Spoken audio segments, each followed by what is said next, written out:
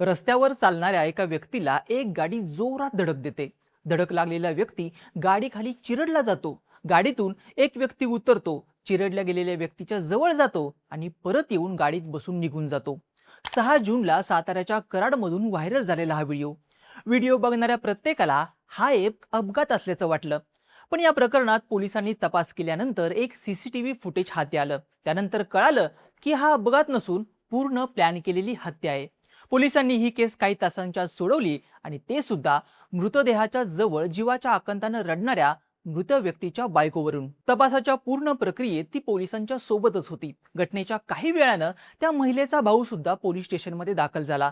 पण तपास करत असताना पोलिसांना त्या दोघांच्या वागण्यावर संशय आला। पोलिसांनी त्यांची कसून चौकशी केली, ज्यात एक धक्कादायक प्रकार समोर आला। हा खून त्या महिलेनं तिच्याहून 11 वर्षांनी लहान असलेल्या बॉयफ्रेंड सोबत मिळून केला होता। पण 6 जूनच्या सकाळी कराडमध्ये नेमकं काय झालं? ज्या व्यक्तीची हत्या झाली ती व्यक्ती कोण आहे?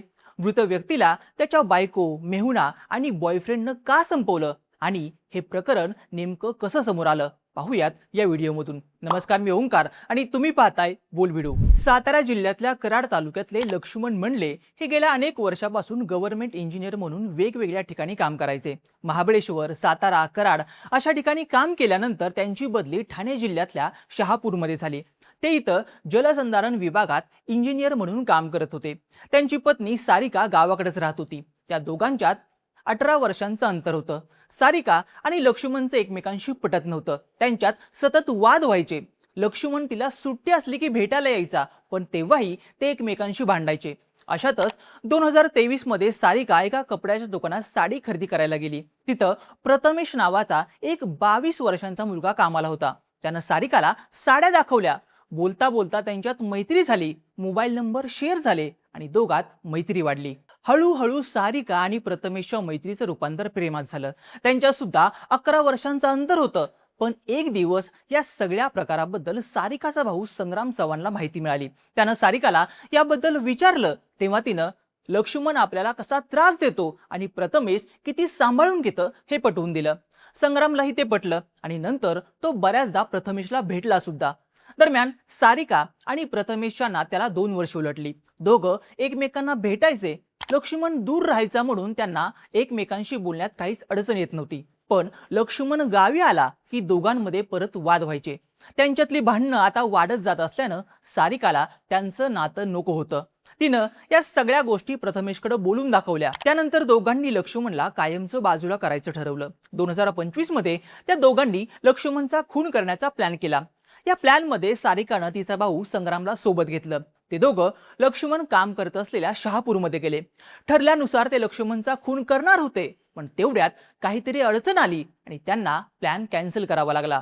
ते पुन्हा कराडला निघून आले। आता एकदा प्लॅन फसला म्हणून सारिकानं हार मानली नाही। तिनं 1 वर्ष वाट बघितली, सुपारी देण्यासाठी पैसे जमा केले, कामासाठी माणसं निवडली, नवऱ्याच्या हालचालींवर लक्ष ठेवलं, त्याच्या वीकेंडच्या डिटेल्स काढल्या आणि एक प्रॉपर ट्रॅप सेट केला। तिनं प्रथमेशला सगळा प्लॅन समजावून सांगितला। त्यानुसार प्रथमेशनं गुन्हा करण्यासाठी आपला मित्र आकाश होनसुरेला तयार केलं। प्रथमेशनं त्याला 3 लाख रुपयांची सुपारी दिली। सारिकाच्या प्लॅनिंगनुसार खून करण्यासाठी चाकू किंवा बंदुकीचा नाही तर गाडीचा वापर करायचं ठरलं। त्यानुसार प्रथमेशनं आणि आकाशनं मारुती 800 ही सेकंड हँड गाडी विकत घेतली। लक्ष्मणची हत्या अपघात वाटावी यासाठी हा निर्णय घेतला होता। सगळं ठरलं होतं। आता सगळेजण वाट बघत होते लक्ष्मण सुट्ट्यांसाठी गावी येण्याची। लक्ष्मण सरकारी नोकरदार असल्यानं त्याला 6 आणि 7 जूनला म्हणजेच शनिवार आणि रविवारी सुट्टी होती। हीच गोष्ट सारिकाच्या लक्षात आल्यानंतर तिनं लक्ष्मणला घरी येण्याचा आग्रह धरला। लक्ष्मण तयार झाला आणि या सगळ्यांचा प्लॅन ऍक्टिव्ह झाला। शुक्रवारी रात्री काम आटोपून लक्ष्मण घरी जाण्यासाठी बसमधून निघाला। तेव्हा निघाल्यापासूनच सारिका त्याला, मी तुम्हाला कराडला घ्यायला येते, तुमच्या लोकेशनवरून मला कळेल की तुम्ही कुठं आहात, मग मी त्या हिशोबानं निघते असं सांगून लोकेशन मागत होती। लक्ष्मणनेही तिला लोकेशन सेंड केलं। तोपर्यंत बाकीचे तयारीला लागले होते। दरम्यान पहाटे 5:30 वाजता लक्ष्मण कराडला पोहोचला। त्यानं सारिकाला न्यायला येण्यासाठी कॉल केला। तेव्हा सारिकानं त्याला पुन्हा लोकेशन मागून घेतलं। हेच लोकेशन तिनं प्रथमेशला फॉरवर्ड केलं। तो रात्रीपासूनच आकाश सोबत खुणासाठी घेतलेल्या गाडीत सारिकाच्या सिग्नलची वाट बघत होता। लोकेशन आल्यावर त्याला लक्ष्मण यशवंतराव चव्हाण हॉलकडे जाताना दिसला। हे बघून आकाशनं त्याच्या मागे गाडी नेली। हॉल समोर आल्यावर त्याला लक्ष्मण दिसला. प्रथमेशनं आकाशला ऑर्डर दिली आणि त्यानुसार त्यानं गाडीचा स्पीड फुल केला आणि लक्ष्मणला मागून धडक दिली. गाडीच्या जोरदार धडकेत तो गाडीच्या पुढच्या बाजूला पडला. गाडीच्या धडकेत लक्ष्मण उडून पुढे कोसळला होता, पण तो अजूनही जिवंत होता. मग आकाशनं गाडीचा स्पीड पुन्हा वाढवला आणि लक्ष्मणच्या अंगावर गाडी चढवली. तो गाडीखाली अडकला, ज्यामुळं गाडीची सगळी चाकं जागेवरच थांबली आणि गाडी बंद पडली. आकाशनं गाडी पुन्हा सुरू केली आणि लक्ष्मणच्या अंगावरून घातली. यावेळी तो पार चिरडून गेला होता. गाडी थोडी पुढे गेल्यावर आकाश गाडीतून उतरला आणि रस्त्याच्या कडेला पडलेली लक्ष्मणची बॅग घेऊन तो पुन्हा गाडीत बसला. काम डन झालं असं समजून तो तिथून निघून गेला. पण थोडं पुढे गेल्यावर लक्ष्मण नक्की मेलाय की नाही हे कन्फर्म करण्यासाठी त्यानं गाडी रिव्हर्स केली आणि पुन्हा त्याच्या अंगावर चढवली. यावेळी लक्ष्मणचा जीव गेला आणि तो निश्चित पडला. आता काम 100% डन झालं हे कळताच आकाश तिथून निघून गेला. प्रथमेशनं काम झाल्याचं सारिकाला कळवलं, ज्यानंतर तिनं प्लॅनचा पुढचा टप्पा सुरू केला.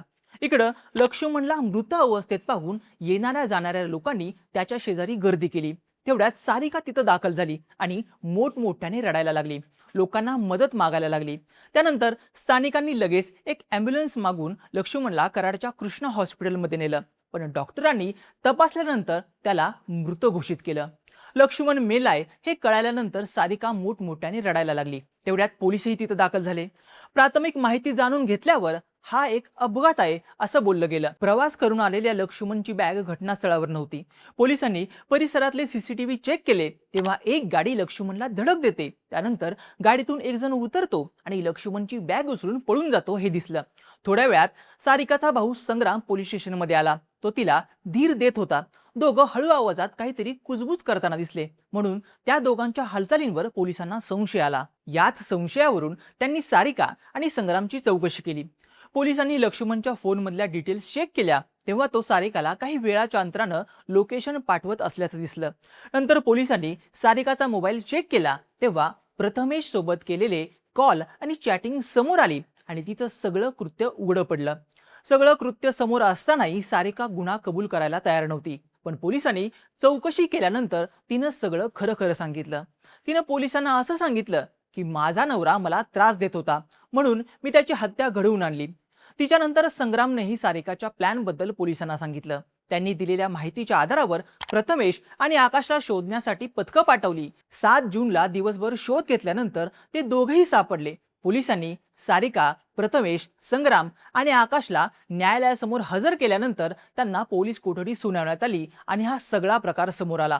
तुम्हाला या कराडच्या घटनेबद्दल काय वाटतं ते आम्हाला कमेंट करून नक्की सांगा आणि बोल व्हिडिओला सबस्क्राईब करायला विसरू नका.